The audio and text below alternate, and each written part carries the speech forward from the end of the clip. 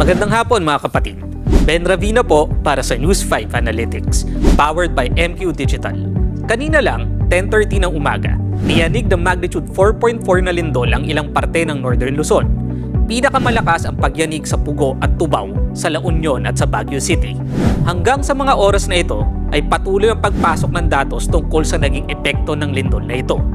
Nangyari yan higit isang linggo lang matapos ang magnitude 6.9 na lindol na yumanig sa Northern Cebu noong September 30 sa ganap na 9:59 PM. Kaya hindi ka taka-taka na kahit ang social media ay niyanig din sa dami ng mga post tungkol dito. Pero dito rin natin nakikita ang power ng social media sa panahon ng mga emergency situation gaya ng lindol.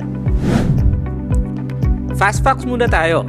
Sa October 9 na datos ng National Disaster Risk Reduction and Management Council, umabot sa 71,996 ang bilang ng mga nasirang bahay at 706 naman ang napinsalang infrastructure na aabot sa 2.5 billion pesos ang halaga ng pinsala ayon sa datos ng DPWH noong October 5. Samantala, tinatayang 666,439 na katao ang naapektuhan ng naturang lindol, kung saan ang 559 ang nagtamo ng injury at 74 ang naiulat na nasawi.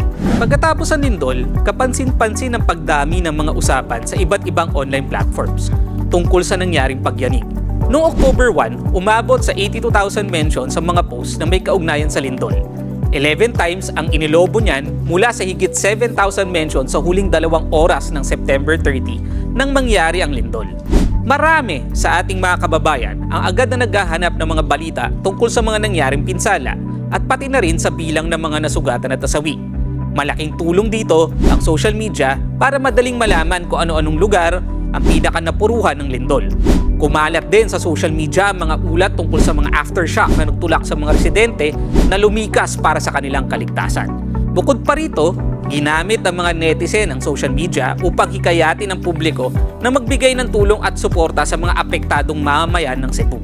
Kaya kapansin-pansin din ang isa sa mga pinakapopular na hashtag ay ang Bangon Cebu, na nagsisilbing simbolo ng malasakit, pagkakaisa at hangarin na muling pagbangon ng Cebu matapos ang malakas na lindol.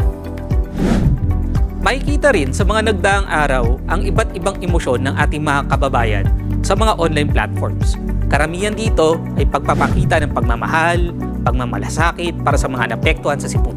Mayroon din nagpapahayag ng kalungkutan dahil sa madilim na sakuna, habang ang ilan ay nagpapakita ng kasiyahan at pag-asa sa gitna ng sakuna dahil sa nakikitang bayanihan at pagtutulungan ng mga Pilipino.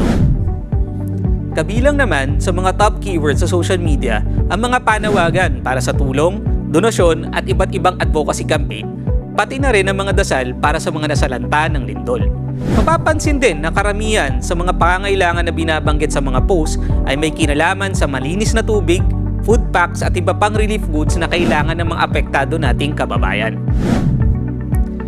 As of October 8, 9,108 aftershocks ang na-record sa Cebu ayon sa PVOX. Sa 9,108 aftershocks na naitala, 38 lang ang naramdaman ng publiko. Ang pinakamataas na aftershock ay nangyari noong October 3 na may 5.1 magnitude na pagyanig. Ayon din sa PVOX, bumaba na ang bilang ng aftershocks kada araw. Kaya na mag-ingat po tayong lahat at manatiling handa. Sa ating mga kapatid na biktima ng kalamidad, kaisa kami sa inyong pinagdaraanan. Bangon Cebu, bangon kapatid! Join the conversation by posting your comments dito sa aming video. Please like, subscribe, and follow our social media accounts. Ako po muli si Ben Ravina para sa News 5 Analytics.